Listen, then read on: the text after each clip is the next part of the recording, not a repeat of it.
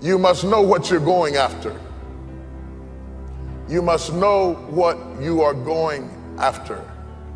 You can't live your life meandering around hoping you hit something, and whatever you hit, you say, that's what I was aiming at. You have to have a specific target in mind. Most people don't succeed at getting what they're going after because they don't take the time to research what they're going after. They ask for things and then see if they want them. But you have to be careful about that, because if you ask for something, you might get it. And before you start blabbing what all you want to see God do, you need to be sure that that's what you want to see happen in your life. Know what you're going after. Now you say amen to that, but there's very few people who live by that principle. Most people want everything they see somebody else with. They buy clothes that don't look good on them. They wear hairstyles that don't look good on them. They buy houses they can't afford because they're trying to keep up with somebody else. But if you really want to be a winner, if you really want to come off as successful, if you really want to be bright, only go after things that are meant for you to have. It will make you look successful. And what makes you look bright is when you pick your battles. There are some things that you don't fight because that's not your fight. You don't get into that thing. You don't pick those battles. You don't covet what you see somebody else fight down because they're anointed to fight that. They can do that. You might not be gifted to fight that area, and you don't want to covet somebody else's battle or covet somebody else's success.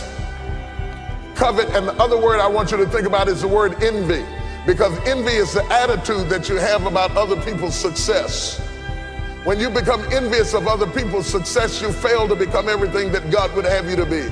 And the quickest way to stop being envious of other people's success is to know that God has something for you, that everything in your life is preparing you for that thing, that there are in your life defining moments. This is a critical issue. There are in your life defining moments, moments that if you handle properly, they are pivotal points that change your life for a lifetime. It is at these moments that if you know what you're going after, everything that you went through before is justified in preparing you for these defining moments. When you come to the defining moments in your life, you can look at the other moments in your life and say, Lord, I wasn't happy about that when it happened, but I'm glad now that it happened. Because I realized that if I hadn't have gone through that, I wouldn't be ready for this. Everything you took me through before was preparing me for this moment, and now I'm ready to go after what God has promised me and receive it at all costs. Know what you're going after. Be clear about your direction. Don't wake up in the morning and see if something's going to happen. Wake up in the morning to make something happen. Get up out of the bed with an agenda.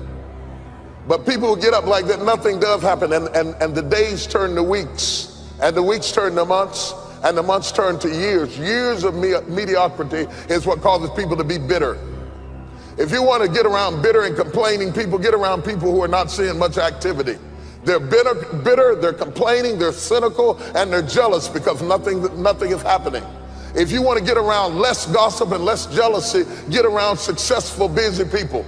Because busy people don't have time to care what's going on in your life. I have no need to investigate what's going on in your life. I have so much going on in my own life that I'm not interested in what I heard that they said that you thought, that if I thought what you said that I didn't mean if you heard it. The only people who have time for that is people who are not doing anything. And they watch your life like it's a soap opera because they're living their life vicariously through you. What's going on in your life intrigues them because nothing is going on in their life. And if you want to stop that from happening to you, wake up in the bed and know what you're going after. Get up out of the bed with an agenda. When you have an agenda, you don't spend time worrying about how you feel because it doesn't make any difference how you feel. You woke up with something to do.